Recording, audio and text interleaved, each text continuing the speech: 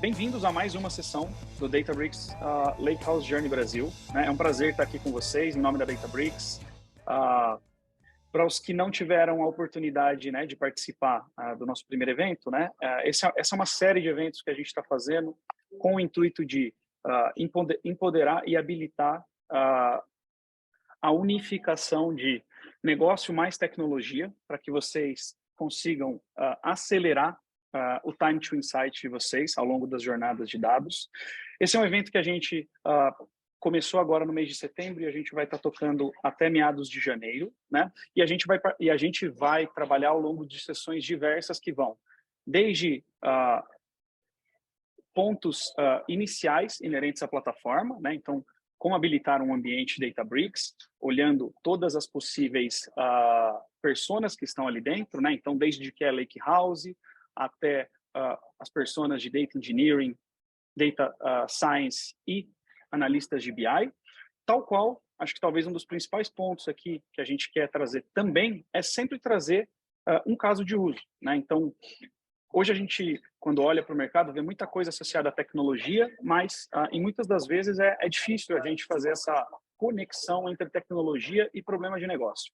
Então, para tentar auxiliá-los nessa jornada, o que a gente está se propondo a fazer, e hoje é uma sessão que vai exemplificar um pouco desse contexto, a gente está tentando sempre trazer como a tecnologia viabiliza o cenário de negócio, né? Que no final do dia é o que traz realmente relevância para o business de cada um de vocês. Você consegue passar o slide para mim, Alberto, por gentileza?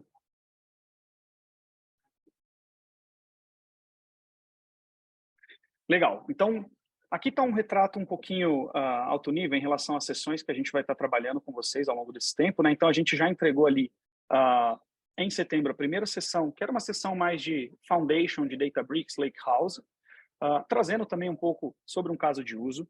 Hoje a gente vai para uma sessão mais aprofundada em termos de caso de uso e, claro, trazendo como o Databricks viabiliza a entrega desse caso de uso, né? Então, o time que vai estar aqui comigo hoje vai estar falando especificamente da parte de churn hoje, né? Então, retenção, engajamento de clientes e, uma vez mais, como Databricks se propõe a resolver isso, né? Os principais objetivos que a gente tem nesse programa, só para reforçar, de novo, para os que acabaram não participando da sessão anterior, são a gente compartilhar um pouco mais sobre o que é a plataforma Lakehouse, né? Para que vocês tenham a visibilidade e entendam as capacidades do que o produto pode entregar para vocês.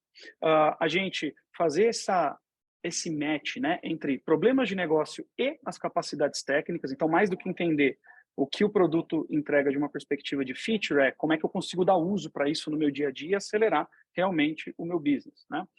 Fortalecer o nosso ecossistema, né? Então, a Databricks é uma empresa que, tanto no mundo, mas aqui no Brasil também, né? A gente se esforça bastante no fortalecimento do ecossistema de parceiros, comunidade e clientes. E, claro, ao fim, se vocês entenderem que tudo que a gente trouxer aqui faz sentido a gente estender junto a vocês por uma segunda conversa, para que a gente possa ajudar e acelerar os casos de uso de vocês, esse convite fica super aberto para que a gente consiga criar essa sequência. Próximo slide, Alberto. Bacana. Então, a gente falou ali um pouquinho mais, né, do caso de uso já. Então, acho que hoje quem vai apresentar esse show para vocês são duas pessoas super proeficientes aqui do time Databricks que cuida de Brasil e América Latina. Então, eu tenho o Alberto Cardoso aqui, que vai estar liderando essa sessão. Ele é um Solution Architect aqui dentro. E a gente vai ter o Rafael Aiello, que também é um Solution Architect aqui dentro, comandando a sessão aqui e fazendo apoio para o Alberto no que for necessário. A gente, só para lembrar, tem o Q&A habilitado, então, a qualquer momento, né, ao longo da apresentação que o Alberto vai estar conduzindo, fiquem totalmente à vontade para colocar as perguntas de vocês e a gente vai estar respondendo elas à medida que o tempo vai passando e também ao final a gente vai ter um tempinho para pegar algumas perguntas, as principais talvez aí, e discorrer um pouquinho delas com vocês. Bom, pessoal, com isso eu vou passar aqui o bastão para o Alberto e o Alberto vai começar a apresentação para vocês. Muito obrigado e sua bola, Alberto. Bora lá. Olá, boa tarde. Estão me ouvindo bem aqui? Tudo dentro dos conformes? Muito bem. Pessoal, boa tarde. Obrigado aí, o pessoal no chat. Vou tentar apresentar e acompanhar aqui, tá? Bem, como o Thiago me apresentou, meu nome é Alberto, né? Se vocês quiserem me adicionar no LinkedIn, pode dar um clique aqui nesse QR Code ou o famoso Aiello também para poder ter o contato da gente. Então vamos lá, vamos começar. Bem, primeiro, muito rapidamente, tá? Quem é a Databricks? Então a Databricks ela é uma empresa de Data and AI, de dados de inteligência artificial. A gente foi pioneiro na parte de Lake House, né? Ou seja, algo que eu vou explicar um pouco mais de detalhe depois, mas a gente conseguiu cunhar esse termo e agora várias empresas, né, estão desenvolvendo esse tipo de modelo arquitetural, tecnologia. Somos a única empresa reconhecida no Gartner como líder distintos em bancos de dados DW e plataforma de ciências de dados. Somos também o que eu chamo de uma máquina de inovação, porque olha os projetos que a gente tem. Delta Lake, Apache Spark, MLflow, né, Koalas. Então são projetos que a gente criou e depois, né, distribuiu para a comunidade. Temos diversos tipos de clientes, mais de 4.000 clientes em diversas áreas e a gente também trabalha com diversos segmentos e indústrias, tá? Então, assim, antes de mais nada, eu sempre gosto de colocar essa evolução aqui, o que a gente chama de curva de maturidade de dados. Né? O que é isso? Aqui é uma curva onde temos a vantagem competitiva aqui no eixo vertical e a maturidade de dados. E essa curva ela vai aumentando com o tempo, à medida que você avança a maturidade, mais vantagem competitiva você tem. Então olha aqui, o tamanho dessas bolinhas aqui é mais ou menos o valor que aquilo entrega para a empresa.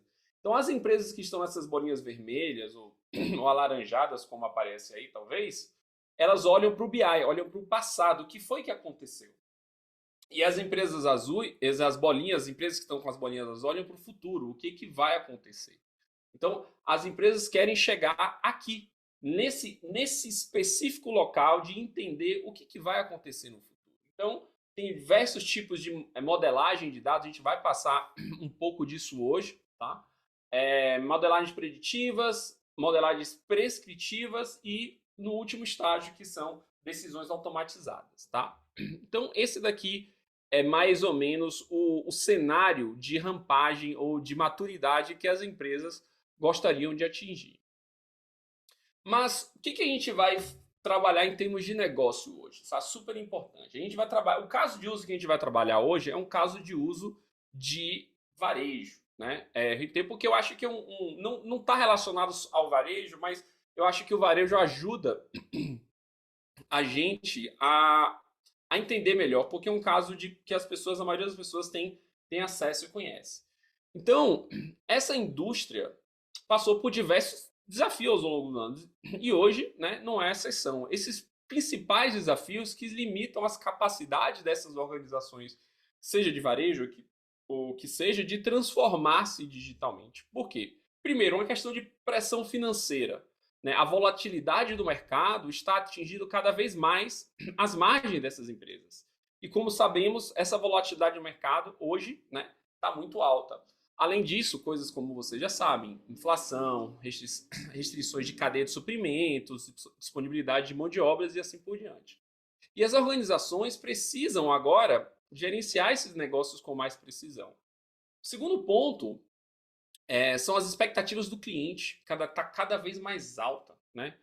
Como compradores, ou seja, clientes, qualquer atrito faz a gente mudar de fornecedor, faz a gente mudar de loja. Né? Se você não gosta de um produto ou de uma experiência. E dadas as margens estreitas sobre a que a gente falou, a parte de loyalty ou fidelidade do cliente é de extrema importância. Então, esse é o segundo ponto que eu acho que é muito que as empresas precisam se diferenciar dos seus concorrentes para poder fornecer engajamentos significativos. E o terceiro ponto é o crescimento maciço de dados. O aumento gigantesco da quantidade de dados, seja dos seus sistemas fontes, seja de mídia social, seja do que for. Os clientes hoje estão armados, vamos dizer assim, com mais dados do que nunca, e geralmente mais do que até às vezes, os analistas das empresas, né? E para as empresas se diferenciarem, eles precisam dessa visão profunda dos seus clientes. Sem essas visões, né, fica difícil ou até uma tomada de decisão seja tarde demais, levando a experiências ruins. Então, o desafio agora é ver como conectar essas questões de dados com esses sistemas legados das empresas. Poxa, a gente trabalha com Data Warehouse, como é que faz machine learning, como é que faz processamento de imagem, de áudio, processamento de grandes logs. Então, essas empresas precisam agora lidar com esses pontos, certo? E a plataforma Databricks Lakehouse, que é uma plataforma completa para poder, como explicado na sessão anterior, permite que você combata diretamente esses desafios que a grande maioria das informações enfrentam. Tá? Para quê? Para que essas empresas se tornem verdadeiramente data-driven ou liderada por dados. Tá? Então, o que é o ponto? O que a gente recomenda, não que a gente, mas o que eu vejo em termos de negócio sendo recomendado no mercado para poder se diferenciar como uma empresa concorrente das concorrentes que vocês têm. Então, existe o que a gente chama de desenvolvimento de uma cadeia de suprimentos ágil e preditiva, certo? A plataforma Databricks permite que as organizações usem os dados em tempo real, refinem esses dados e tomem decisões sobre sua cadeia de suprimento. Isso leva uma maior receita, um custo operacional mais baixo e assim por diante. Ou seja, você tem como permitir a criação de previsões escaláveis para detectar uma demanda e você comprar só o necessário e a empresa fornecedora ofertar somente o necessário. O segundo ponto seria conhecer o cliente de forma mais profunda para criar engajamentos significativos. Com a Databricks, as organizações podem obter uma visão de fato agora 360, não só do seu sistema de CRM, não só do seu RP ou de algum outro sistema, mas de verdade 360 das suas empresas, para proteger esses relacionamentos e aumentar a sua participação no mercado. E assim, a Databricks oferece esse poder de análise, pois análises que vocês já ouviram falar de sentimento, personalização de recomendações, tudo para engajar o seu cliente de forma diferente. E outra coisa é preparar os seus analistas internos, os funcionários das suas empresas com dados para eles serem mais produtivos, tá?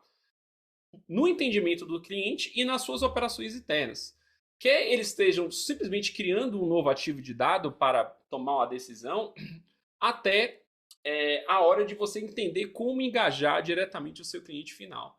E a Databricks simplifica demasiadamente esse desenvolvimento dos dados pela parte de TI, ou até diante até da facilidade da nossa solução, existe a capacidade até dos analistas de negócio utilizarem a própria ferramenta. Isso ajuda em quê? Em última análise, que as organizações podem aumentar o impacto e o tempo de retorno dos seus investimentos de dados, permitindo que projetos como inteligência artificial saiam do papel, né, e tornem centrais para o seu negócio. Então, a Databricks Lakehouse, numa visão mais para negócio, é a única plataforma corporativa de dados que consegue modificar e atuar verdadeiramente no espaço, a superfície de dados das organizações. Por quê? Primeiro, é uma plataforma unificada para engenharia de dados, ou seja, o time de engenharia trabalha aqui, para análise de dados, o time de BI ou da área de negócio, né, que conhece um pouco de SQL, consegue trabalhar aqui, o time de ciência de dados, né, para fazer explorações ou especificamente modelos, e o time de machine learning também, até deep learning você consegue fazer dentro da Databricks, porque todas essas pessoas trabalham em conjunto. É diferente do que o que a gente fala, desenvolve e joga pela janela para o outro receber o dado e saber o que está acontecendo. Então aqui ela simplifica demasiadamente toda essa operação e junta toda essa equipe em um dado único, em cima de um olhar único sobre os dados. E as vantagens disso são, primeiro, você simplificou a arquitetura, né? Segundo, todos os casos de uso de dados, como Data Warehouse, ciência de dados, até streaming, dados em tempo real, num único lugar, certo? Outra coisa, a plataforma ela é construída em código aberto. Deixa eu melhorar o discurso. Ela tem uma pegada open, certo? E ela é muito próxima à estrutura open source, certo? Não é que ela foi construída em código aberto. reajustando aqui. Então, todas as nossas integrações, poxa, são Spark, MLflow, API, tem um monte de coisa de integração aqui para se conectar com o ecossistema e até para trazer novos funcionários, né, que já entendam um pouquinho, que já mexeram isso por conta própria e se rampem mais fácil na ferramenta. E por fim, é uma experiência consistente em todas as nuvens, porque agora com a guerra de nuvens de mercado, a Databricks roda nas 3 nuvens e você pode escolher qual é a nuvem que você prefere trabalhar, certo? Então, você não precisa reinventar a roda para cada plataforma se estiver utilizando Databricks nos seus esforços de IA ou de dados.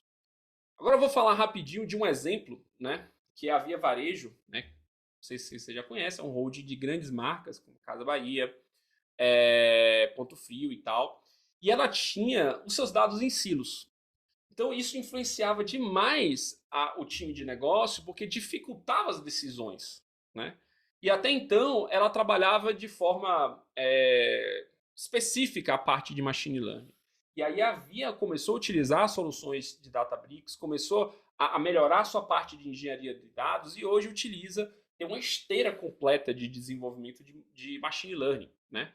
Ou seja, ao unificar os dados de análise do Lakehouse, ela conseguiu desenvolver uma arquitetura escalável e isso permitiu que o seu time to market de projetos conseguissem chegar de forma muito mais rápida. Ou seja, os projetos que elas projetavam, sendo redundante aqui, terminavam muito mais rápido e ela se diferenciasse no mercado, tá? Então é só um exemplo rapidinho aqui.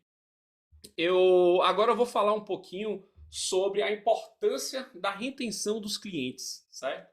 A importância de por que a gente deve reter os clientes e a sua evolução. Então vamos lá. Eu queria apontar aqui informações como no momento da pandemia, né? Aqui é o crescimento de vendas, né, em termos de e-commerce, e esse crescimento é constante, mas na pandemia, olha o que aconteceu aqui. Então, isso mostra que temos que criar insights dos nossos clientes e como engajamos eles como marca. O varejo físico, né, ele de fato teve uma queda substancial, mas o Walmart, por exemplo, teve 72% de crescimento do seu e-commerce, coisa que assim nunca visto antes. E o que foi que causou isso, né? Esse crescimento aqui que se deu, esses 11% de crescimento aqui, uma parte dele em amarelo são os clientes que provavelmente vão voltar ao seu tradicional de ir para lojas com o seu comportamento tradicional. Agora, o azul escuro aqui é onde tem uma oportunidade, né? Porque agora o cliente experimentou o que é conveniente para ele. Que site mostra as ordenações certas dos produtos que ele precisa, os preços que se enquadram no seu perfil financeiro, promoções diretas e tudo isso. Agora, essa é a oportunidade que tem. Esse azul escuro é o market share. Ou seja, e dados têm uma grande importância agora. Por isso, no termo de mercado, a gente chama isso de survival analysis. Ou seja, como a gente vai... Eu vou detalhar um pouco mais isso, né? Ou churn, ou seja, como prever quais são as rotatividades do cliente para poder apontar a estratégia certa para aquele cliente. Ou seja, queremos saber se estamos investindo o nosso orçamento em ações que são rentáveis e duradouras, tá? Então, explicando rapidinho. O que é análise de sobrevivência? É uma análise até que começou a ser utilizada mais na medicina, né? Onde você via qual era o tempo de sobrevivência de pacientes ao longo do tempo, né? E é uma média, tem uma estrutura, tem um modelo matemático por detrás, mas isso se aplica. Alguém chegou e transpôs isso para o varejo, né? Então, é entender em que momento da linha do tempo pode ocorrer um evento, né? Por exemplo, um cliente recorrente vai deixar de ser cliente, também conhecido como churn, né? Quando o cliente troca de marca, ou, por exemplo, como o maquinário vai falhar para fazer manutenção preventiva. Muitos exemplos existem, certo? Então, esse aqui é uma análise. Eu acho que com o gráfico vai ficar um pouco mais certo. Essa curva azul aqui é o que é chamado de linha de sobrevivência. É a probabilidade de sobreviver em um determinado período de tempo considerado. A linha horizontal aqui é o tempo de sobrevivência, perdão, é a linha do tempo em dias, né? E aqui a sobrevivência. Ou seja, a 0 dias aqui, 100%, porque a pessoa acabou de subscrever, contratar o produto, mas aí começam as análises. Por exemplo, a caixinha verde. Observe, o cliente contratou e caiu bastante. O que está acontecendo aqui nos primeiros 30 dias? A gente precisa investigar, certo? Nos 180 dias, quando bateu, já caiu 50%. E quando chega a 750 dias, entre essa caixinha azul assim, você vê que decai muito menos. Ou seja, isso já diz aqui que mais ou menos 30% dos clientes vão se manter para sempre, né? Aí vem um conceito de lifetime value, que é, por exemplo, poxa, qual o valor desse cliente, sei lá, em 20 anos? E você aportar uma ação de marketing mais específica para ele, certo? Então, e como é que isso funciona, certo? Vamos lá. Para entender o que é churn e do cliente, a gente pode começar a separar visões. Por exemplo, separar as visões por canal, por demografia, e entender, diante desse gráfico de sobrevivência, dessa análise de survival analysis, o que está acontecendo. Não, por exemplo, aqui é uma visão de survival analysis por canal. Ou seja, qual preço eu devo aplicar a camada específica em qual cliente, por qual canal. Quais canais de contato devemos investir? Que tipos de pagamento devemos ofertar por canal? E aí você já começa a ter uma análise a partir desses gráficos. Outra visão interessante é o Survival Analysis por método de pagamento. Então, imagine que os métodos de pagamento, então você aqui todas as visões de Survival Analysis, só que agora quebrada por método de pagamento. Então imagine que os canais de pagamento que tiveram apoio de marketing, esses carinhas daqui, ou até fizeram propagandas com o time de marketing, né? Ou marketing do próprio meio de pagamento, por exemplo, o cliente A fez um marketing conjunto com, não sei, com a Visa, tal, né? Que é essa caixinha superior. Isso daqui é o que se pode ver que mantém os clientes de forma não cair a sua sobrevivência. Já a de baixo, né, que pode ser essa caixinha azul de baixo, você fala assim, poxa, esses métodos de pagamentos que estão aqui, talvez não sejam nem interessantes investir ou dar melhores condições, devido que isso traz uma baixa lealdade para a marca. Agora, vamos lá, outro tipo de visão que você pode ter é por tipo de subscrição. Então imagine que você tem um produto e você pode comprar um produto por 7, 15, um mês, um ano, 3 anos. Agora, por exemplo, os clientes mais fiéis que adquiriram a subscrição são aqueles que tiveram ao longo do tempo, né? Ou seja, clientes acima de 3 anos continuam clientes. O meu custo de aquisição, por exemplo, esses carinhas daqui, né? Ele se torna baixo para adquirir um novo cliente. Então é algo que você pode ofertar mais e ver quais são os métodos para poder manter esses clientes diante da sua jornada de compra. Já a barrinha azul de baixo são as subscrições mais rápidas. Por exemplo, essa aqui de, sei lá, de 15 dias, de 10 dias, de 7 dias, que você rapidamente vê que a quantidade de tempo de sobrevivência desse cliente com a empresa, com a marca. Então você pode, por exemplo, aumentar a taxa, você pode fazer alguma coisa para que compense esse alto risco que você tem com esse cliente. Tá?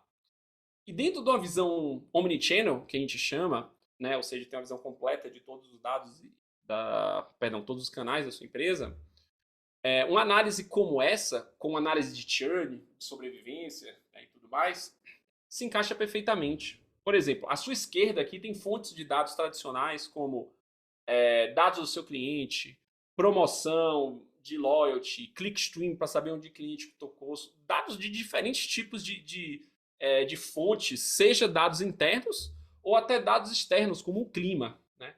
Ou seja, 80% do problema aqui são dados. 80% aqui do desafio é dado. E como visto, análise de sobrevivência, churn, podem impactar diversamente a sua retenção do seu cliente. Como você colocar aqui, por exemplo, fazer um modelo de next best offer, qual é o produto melhor para o seu próximo produto melhor para o seu cliente, personalização de conteúdo, né? Por exemplo, até o próprio Netflix, naquelas janelinhas, naqueles azulejozinhos, eles têm 4 ou 5 tipos de imagem de filme, de seriado diferente, eles apresentam isso de forma diferente para cada cliente. Né? Então, a personalização de conteúdo é algo super importante para você reter e trazer novos clientes para vocês.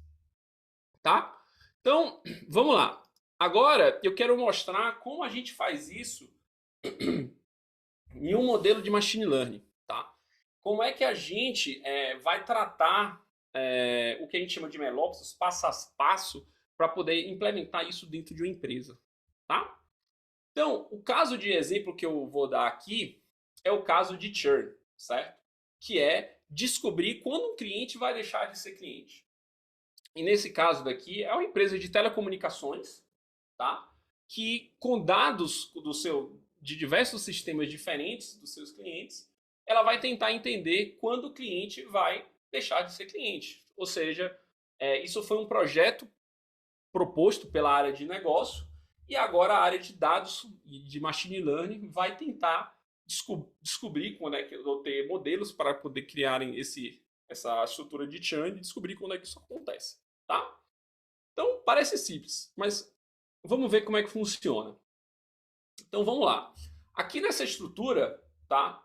Tem um caminho completo que eu vou passar um a um.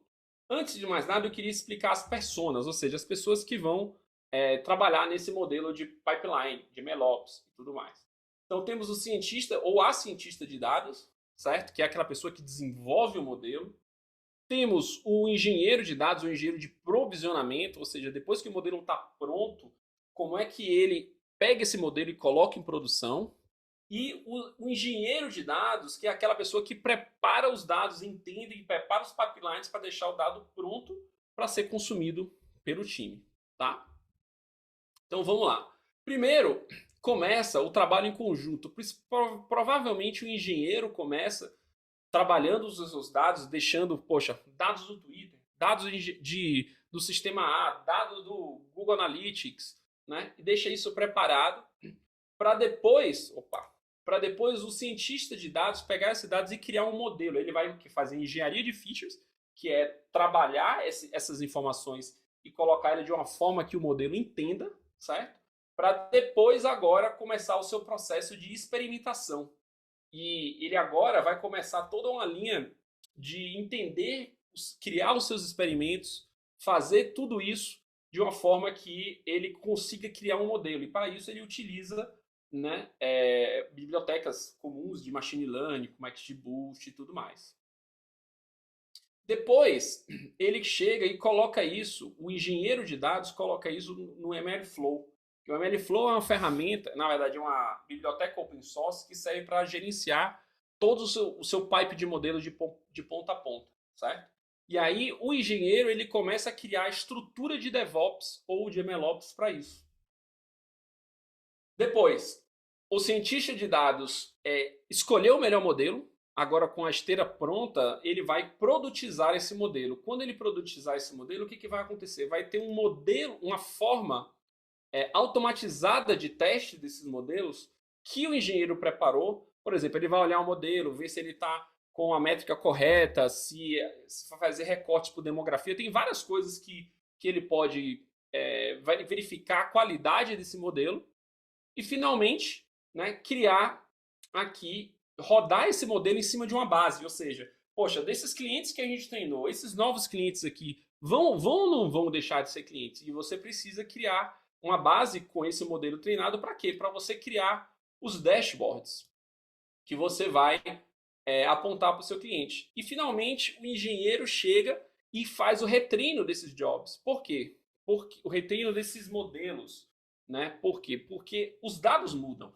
Então, imagine, pessoas treinaram os dados na pandemia, depois da pandemia, precisou retreinar o modelo porque mudou totalmente as curvas de aprendizado aqui. Né? Então, esse daqui é o seu workflow e eu queria colocar rapidamente aqui como a Databricks. Vocês podem ver que não é só o ato de você criar um modelo, ou seja, procurar qual é o seu melhor algoritmo. Tem um monte de gente, um monte de soluções, né? Acho que até a Google colocou que 20% do tempo de preparar o dado até provisionar era selecionar os algoritmos. O resto, sabe, subir máquina, provisionar, testar e tudo mais. Estamos aqui. Então vamos lá. Aqui, essa daqui é o que eu chamo de grande mapa do Databricks, certo? O que é isso aqui?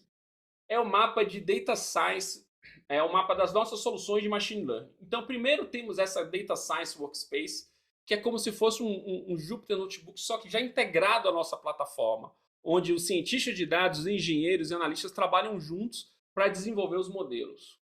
Temos aqui o AutoML, que é uma solução que eu vou explicar um pouco mais em detalhe rapidamente, que vai fazer treinos automatizados desse modelo. Temos toda uma área de engenharia de dados que ajuda a parte de ciência de dados que está aqui. A parte de treinamento de modelos, né, ou os nossos runtimes que temos aqui dentro dessa linha, ou seja, para poder, às vezes o notebook do cientista de dados não consegue segurar aquele treinamento. A parte de feature store para poder os cientistas de dados guardarem as features, né, ou seja, as características do modelo e outros cientistas de dados mais na frente poder reutilizar. E a parte de como servir esse modelo, né, para poder, por exemplo, ou uma aplicação ou um dashboard consumir. Tá? E o primeiro ponto que eu queria mostrar aqui era o do Feature Store. Então, o que acontece? Um cientista de dados, ele desenvolve uma feature, e aí o cientista de dados do lado, às vezes, está usando essa mesma feature sei lá, do consumidor, tabela consumidor, e ele tem que refazer isso.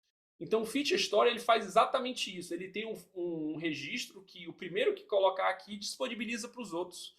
Isso ganha muito tempo de desenvolvimento, custo de máquina, tempo de projeto, diversos benefícios. E esse daqui é a parte de Feature Store. Outro ponto importante aqui é a parte do AutoML, certo? Então vou mostrar para vocês como funciona a parte do AutoML.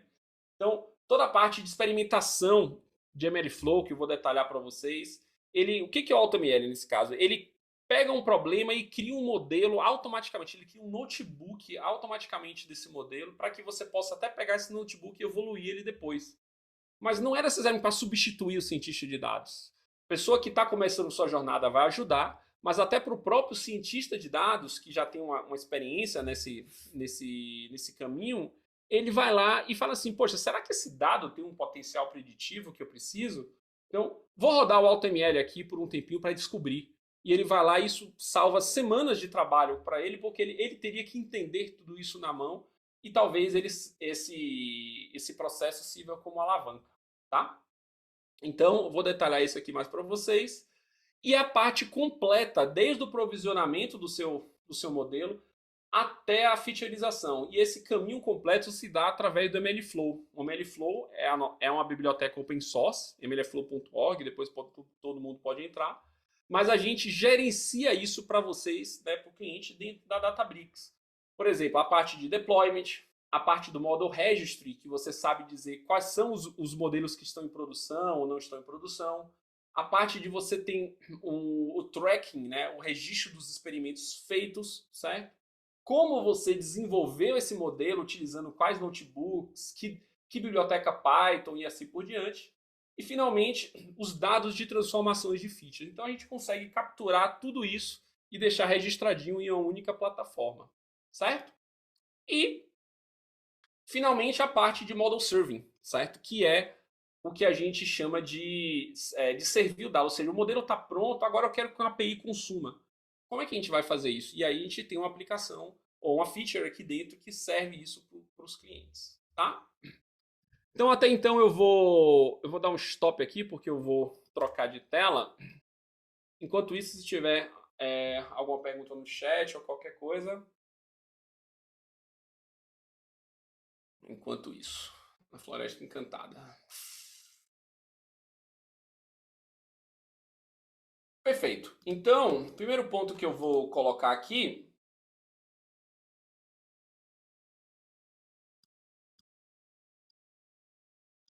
Um minutinho. Não está abrindo aqui. Peraí. Ah, entendi. Peraí.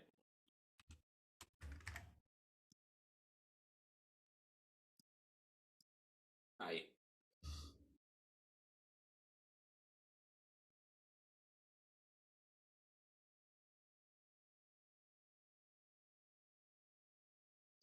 Me avisa se estão vendo a minha telinha de gráficos aqui. Estão vendo? Estão vendo uma telinha com... Obrigado, já deu um legalzinho aqui. Então vamos lá. O que é essa telinha aqui com os gráficos, certo? Aqui eu peguei um dataset. Até aqui, pessoal, tá tranquilo? Vocês estão conseguindo acompanhar? Estão falando rápido? Né? Eu entrei numa linha mais de negócio, mas agora eu vou entrar numa linha um pouco mais técnica de como é que a gente desenvolve a parte de machine learning, certo? Vamos lá. Então aqui a gente pegou os dados do cliente e criou dashboards, certo? Esses dashboards servem para quê? Para você ver, era aquela parte de bolinhas vermelhas que a gente tinha visto.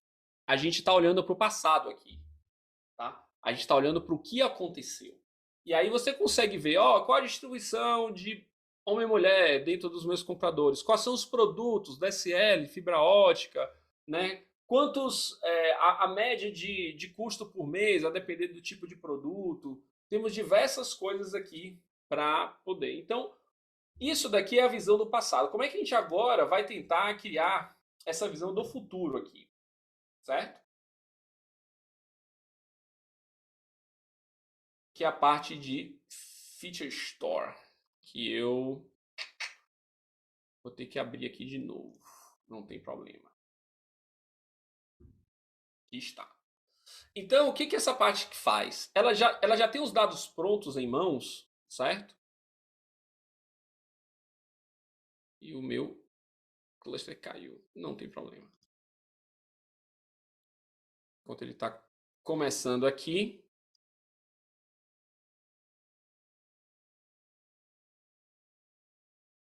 Sim, senhor. Vamos lá. Então, como é que ele funciona? O cientista de dados, agora, ele vai pegar o dado e transformar esse dado. Então, esse daqui é um exemplo daqui do dado que estamos falando. Então, por exemplo, tem aqui se ele é uma pessoa acima de certa idade, se ele tem dependentes, várias informações que são relevantes para poder saber se essa pessoa vai continuar ou não. Obviamente, questões de custo e tudo mais, e uma linha aqui se esse cliente deixou de ser cliente ou não diante dos últimos tempos, certo? E aí o que acontece? Agora o cientista, quem preparou isso foi o engenheiro de dados, e agora o cientista de dados vai ter que fazer o quê? Vai ter que featureizar, criar a engenharia de features desses dados para poder treinar e escolher algum modelo.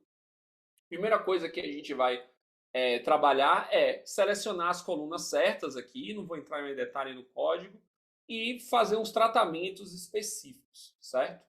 Quando essa pessoa faz isso, deixa eu aumentar só um pouco aqui, você cria o que a gente chama de Feature Store e grava isso dentro da feature. E aí mostrar aqui para vocês um exemplo de Feature Store, que eu posso ir lá e procurar uma feature, uma tabela, né, antes de eu começar a desenvolver. Então, por exemplo, nesse caso daqui, eu criei essa tabela de features e aqui tem dizendo quando foi criado, qual foi a última vez que isso que foi escrita. Lembre-se, as suas features precisam ser retreinadas e mantidas também. Quem foi a pessoa? Porque eu posso ir bater, vamos supor que foi criado pelo Aiello aqui. Eu falo assim, Aiello, essas features estão ok, foi recentemente, tá bacana. Aí ele tá bacana, vamos fazer, né? E aqui, obviamente, tem quando a última vez que foi escrita, o status, se tem um job rodando, se tem a gente tem a questão de features online para as pessoas servirem, tudo bem. E, obviamente, as features aqui e quais jobs estão relacionados com essas features. Então, o Feature Store acaba sendo bem importante para isso, tá? Vi um coraçãozinho aqui, Feature Store realmente para quem trabalha com mais de ou até com um cientista de dados, já vale a pena essa organização, tá, que se tem. Agora, vamos ir na linha do AutoML. Tá? O que o AutoML faz dessa brincadeira? Então, existe aqui, ó, na verdade eu vou até mostrar, vou aproveitar esse carinha daqui. Vou criar um experimento de AutoML, Então, o que eu faço? Eu escolho aqui deixa eu ver um cluster mais novo, um cluster aqui, certo? Escolho aqui, por exemplo, nesse caso, classificação, regressão. Como é de churn, eu quero descobrir se ele vai fazer churn ou não. Eu vou colocar aqui classificação, escolho o dataset que eu coloquei, que eu criei de churn, né? Por exemplo, não, deixa eu botar o meu aqui.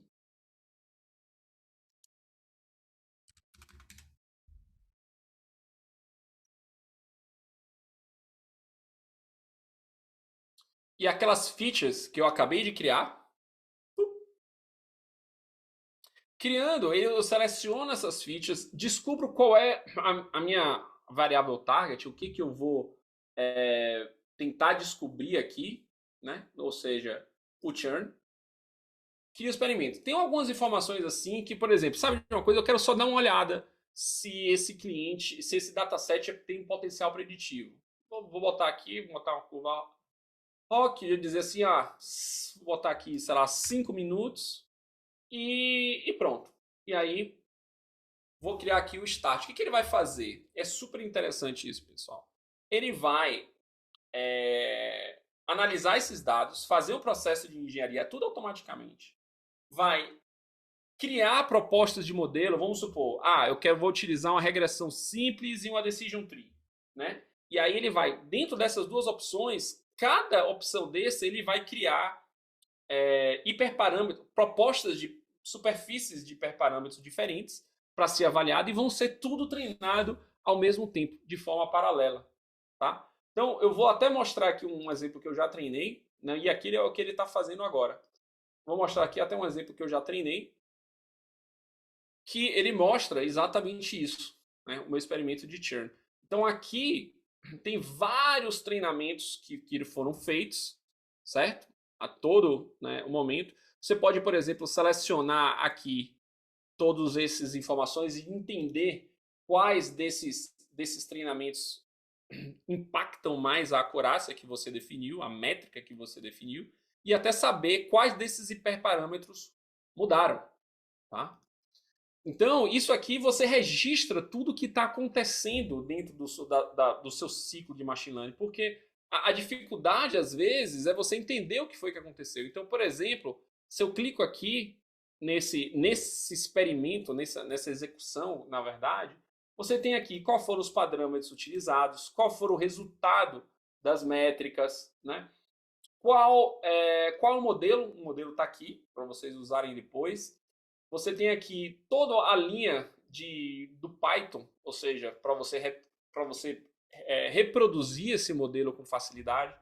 E até, como eu falei, para vocês aqui, se quiser reproduzir, puxar esse modelo, é só copiar esse código daqui e pronto. Depois disso, né, feito isso, o que é interessante a gente fazer?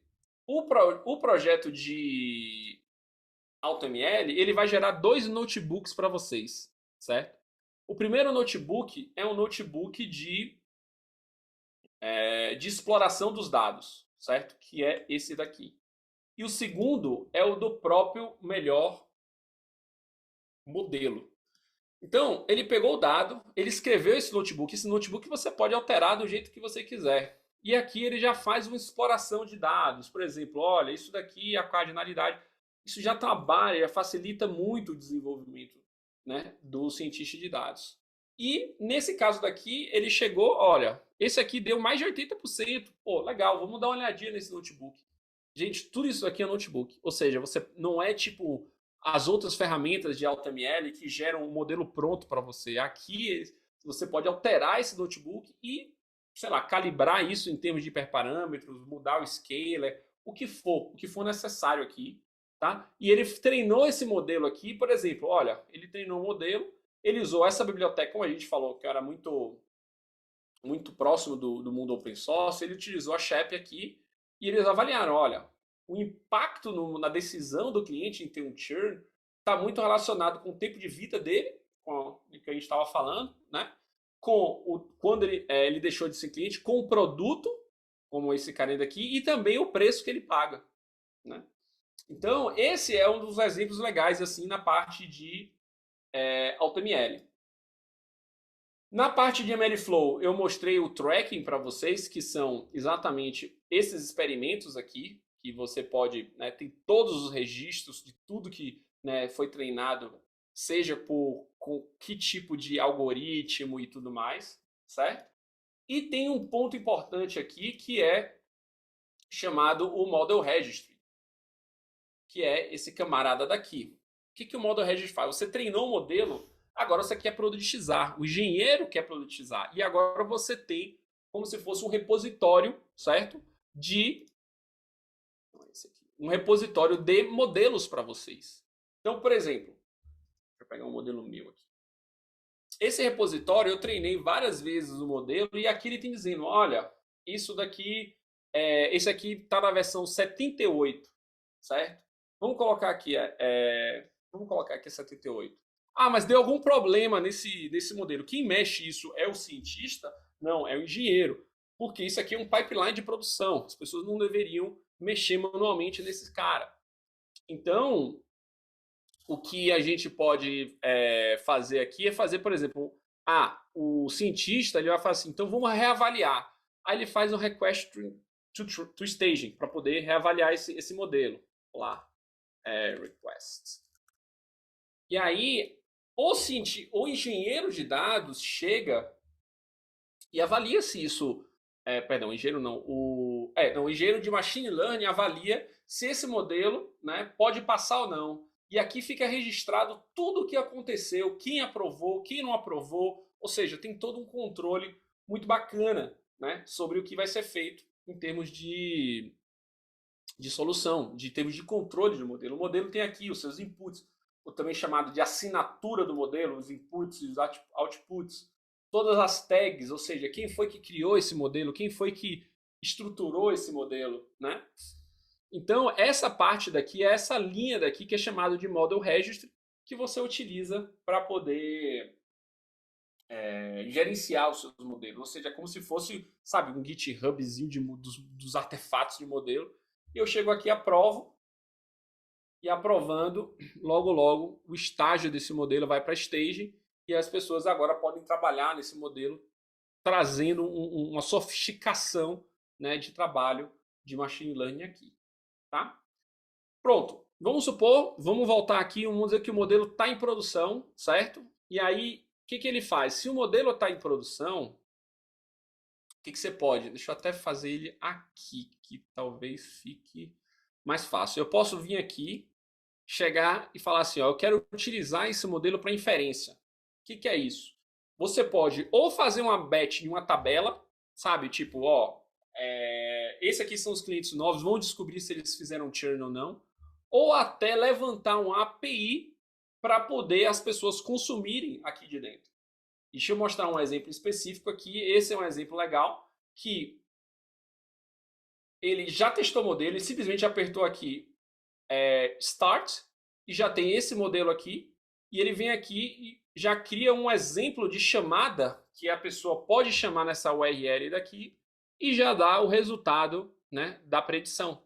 Então, isso, poxa, salva milhões de horas aí em termos de provisionamento, de pegar o modelo, jogar num container, jogar dentro do Kubernetes, levantar API, liberar firewall, tudo isso pronto, tá? Para as pessoas começarem a utilizar e validarem o seu negócio. Então, isso para mim é um dos grandes benefícios da Databricks. Em cada parte de desenvolvimento, ela desoperacionaliza o trabalho, deixando que o cientista de dados foque muito mais em construir modelos, o engenheiro de dados em construir as tabelas que são os dados, disponibilizar esses dados para as áreas de negócio ou para o cientista ou para o analista, e o analista de dados criar esse dashboard para as pessoas. E como dashboard final, né, você agora consegue criar, a gente tem uma ferramenta chamada Redash dentro do Databricks SQL, que você cria esses gráficos aqui também. Você pode até utilizar um Power BI, mas aqui a gente construiu internamente e aqui ele mostra, ó, daqueles clientes, 72 clientes aqui estão em risco de deixarem de ser clientes. Que clientes são esses aqui? Tá aqui os IDs dele, os nomes, né? A quantidade de revenue, de dinheiros que pode ficar na mesa e um monte de informações agora de futuro. certo? Então, pessoal, isso daqui foi a visão completa de machine learning, ou seja, de como a gente tem a problemática de negócio e como a gente resolve isso tecnicamente. E agora eu vou abrir aqui para perguntas, né? Tem algumas perguntas no Q&A aqui. Vamos lá. Como é que deixa eu até... Você quer ler algumas perguntas aí para mim? Eu respondo enquanto eu vou compartilhando aqui a ela, por favor.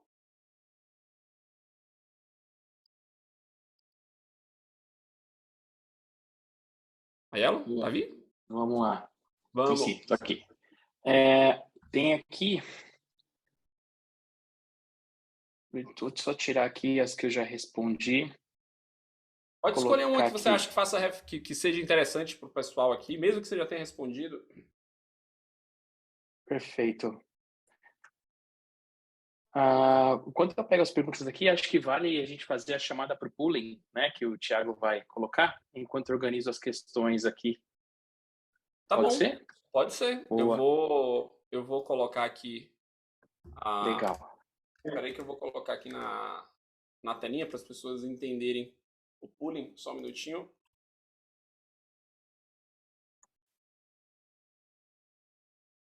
Prontinho. Legal. Estão vendo a minha telinha aí? Se quiser lançar um pooling, Thiago, fica à vontade. Boa. Lançado, pessoal. Então, acho que aqui, só para materializar um pouco do que a gente discutiu, se vocês tiverem interesse aqui de ter um contato mais próximo com o time Databricks, olhando iniciativas de churn, não só de churn, né? Claro que hoje o foco foi churn e retenção de clientes, mas iniciativas aí no landscape de dados de vocês, né? Possíveis novos projetos. Peço por gentileza para responder aqui esse Q&A, que aí o time Databricks vai estar entrando em contato com vocês para que a gente se engaje e entenda um pouquinho mais da estratégia, do cenário e ver como é que a gente consegue criar uma estratégia conjunta. Boa. Perfeito. Legal. Enquanto isso, Bertão, tem aqui uma pergunta. Se existe um módulo de data prep no AutoML? Certo. Deixa eu só ver. A gente vai fechar o pooling antes ou vai responder as perguntas? O que você acha, Thiago? Eu já estou encerrando o pooling aqui. Então, mais beleza. 10 segundinhos. 10 segundinhos. Tá bom. A gente já... Vamos lá, então. Eu sou monotread, gente. Eu não consigo fazer duas coisas. Se chegar aqui, vai ter memory overflow aqui, tá? Então, vamos terminar o pooling, segurar a thread aqui rodando. E aí a gente vai para as perguntas. Boa. Legal, pessoal. Estou encerrando então a enquete. Obrigado aos respondentes. A gente vai estar entrando em contato com vocês aí para entender um pouco mais os desafios. Boa, Bertão. Segue lá. Vamos lá, então. Você repete para mim, Rafa, por gentileza? Claro. A pergunta aqui se existe algum módulo, né, específico para data prep no AutoML. É que assim, o AutoML, o que ele faz? Ele gera um notebook que já faz um data prep para você. Então, o Note dali pode sair um monte de bibliotecas e um monte de coisas, certo? A gente gera o notebook, joga dentro do MLflow e treina isso. Então, assim, eu não vou conseguir responder que módulo específico ou que biblioteca, porque ele gera um notebook completo para trabalhar e tratar os seus dados, tá? Beleza? Perfeito. Legal. Dá para pegar mais uma aqui? Eu vi uma pergunta aqui bacana de containerização, né?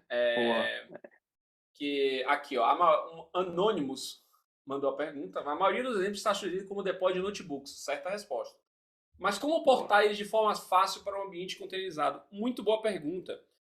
Dentro do MLflow, você tem um comando para você criar o container. Ele tem um exemplo de container que você pode utilizar, né, num Docker ou qualquer coisa, e aí você simplesmente coloca esse comando, ele puxa, né, gera o Docker, tá tudo pronto, joga isso dentro do o que faltante dentro desse container, fecha o container, e aí você faz o deploy isso onde você quiser, no Kubernetes, ou até gerencia na mão mesmo, no SS, na AWS e tudo mais, tá? Então essa parte de containerização e também porque assim, dentro, por exemplo, um SageMaker, um Azure ML, eles funcionam um pouco assim por debaixo, Então, o MLflow, você pode ir lá e fazer assim, ó, deploy to SageMaker ou deploy to Azure ML. E ele vai lá, cria essas, vamos dizer assim, esse container e empurra isso para o SageMaker para ele servir esse modelo. Ou seja, é muito open source integrado. Tá bom? Boa. Legal. Tem outra aí ou você quer que eu busque aqui a ela? Não, tem uma aqui, do Álvaro aqui, se essas aprovações, né, que a gente fez, promovendo, né, o modelo dos estágios, se esses passos não deveriam ser feitos dentro do fluxo CI/CD, né, ao invés de serem feitos manualmente, né, pelo engenheiro de ML. Excelente resposta. E de fato é que eu não mostrei isso de forma manual, perdão, de forma automatizada, mas você está certo. Dentro do fluxo, no momento, isso tem algumas formas de fazer, né? No momento que o cientista decide mudar o modelo de experimentação para staging, nesse momento, com os webhooks que o engenheiro de machine learning trabalhou, o que ele faz? Aí sim, ele estoura automaticamente esses webhooks, cria modelos pega os notebooks de teste, testa esse modelo, se passar nesse teste, ele promove ele para stage, se não, ele coloca aquele modelo, ele marca aquele modelo como rejeitado, e aí a pessoa pode ver qual foi o modelo que foi rejeitado e qual foi o treinamento que exerceu aquele modelo rejeitado, né? Então, de fato, ou você também pode fazer esse gatilho pela linha de DevOps, né? Que é a linha de mais na parte de código mesmo. Então, quando ele faz um pull request, e aí ele pode gatilhar todo esse pipeline CI/CD. Beleza? Temos acho que mais um minutinho para a gente fechar. Boa. Tem mais uma aqui. Se as libs do AutoML que geramos no notebook são open, né, você pode executar localmente ou sem conexão com a internet. Sim, são open. Você vai ver que as libs do AutoML você pode pegar e se você reproduzir essas libs dentro do seu Jupyter, dentro do seu notebook, né? É só você baixar ela como um Python normal e assim por diante. E sim, depois que você faz isso, aí de fato você pode trabalhar só no seu computador, né? Sem conexão na internet. Se eu entendi bem a sua pergunta, tá? Pessoal, outras perguntas, fiquem à vontade para me acessar o Aiello, acessar o time aqui por e-mail, certo? Perdão, no caso do LinkedIn, tinha meu e-mail lá, o e-mail do Aiello também. E, bem, foi um prazer aqui passar esse tempo com vocês. Vamos aqui pro fechamento. Boa. Seguindo o nosso roteiro, né, no próximo dia 18 de outubro, no mesmo horário aqui, teremos uma terceira sessão, né, com outros participantes aqui dessa série de webinars, né, junto com o Caio, né, e a Lívia, falando sobre especificamente Databricks Data Engineering, né, como criar pipelines em tempo quase real para e-commerce, né, com o Lakehouse. Né? Então, acho que vale a pena aí participar dessa próxima sessão conosco novamente. Beleza, pessoal. Maravilha. Então, mais uma vez, agradeço bastante a participação de todos no evento. Alberto, Rafael, Bárbara, obrigado pelo suporte. E espero que vocês tenham gostado. E a gente se vê na próxima, pessoal. Muito obrigado e até mais.